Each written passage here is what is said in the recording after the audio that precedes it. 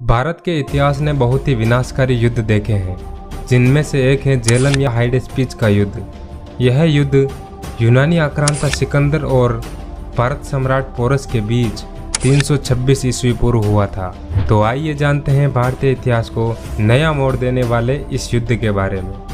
सिकंदर, जो राजा फिलिप द्वितीय का पुत्र था, बचपन से ही विस्तारवादी नीति का अनुयायी था।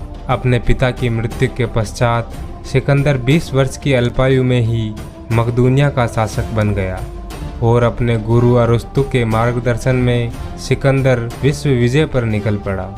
सर्वप्रथम उसने यूनान के नगर राज्यों को जीता। इसके पश्चात उसने मिस्र, पश्चिमी एशिया व ईरान के हकामनी साम्राज्य के सम्राट दारा तृतीय को पराजित किया। ईरान पर विजय पा लेने के बाद सिकंदर की निगाह भारत की अपार धन संपत्ति पर पड़ी। उस समय पश्चिमोत्तर भारत में 28 राज्य थे, जिनमें से मुख्य गांधार, पौरव, अभिसार, कठ और मालव प्रमुख थे। इनमें से 2 राजा प्रसिद्ध थे। पहला तक्षशिला का राजा आम्बी और दूसरा पोरस।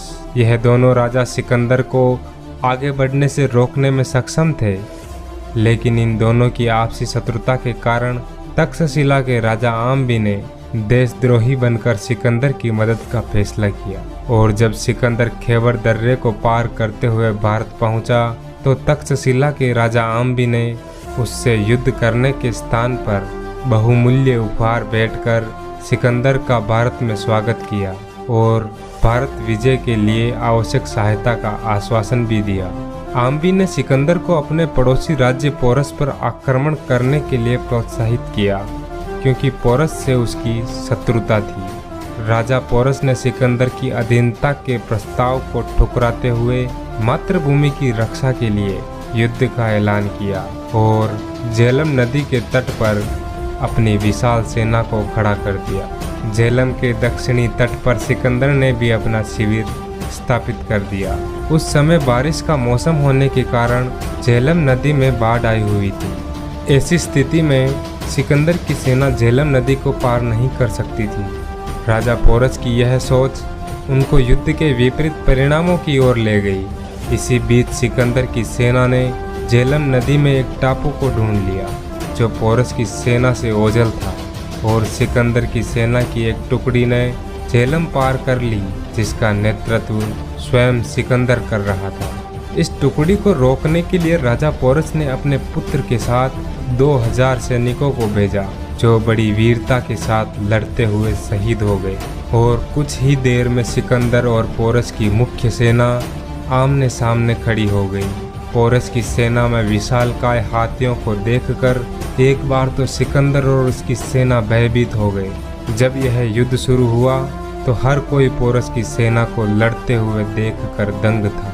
पोरस की सेना का संख्या बल कम होने के बावजूद अपनी वीरता से सिकंदर की सेना को हिला डाला और युद्ध में एक समय ऐसा भी आया जब सिकंदर स्वयं भी घायल हो गया, जहां से उसके सेनापति उसे सुरक्षित स्थान पर ले गए।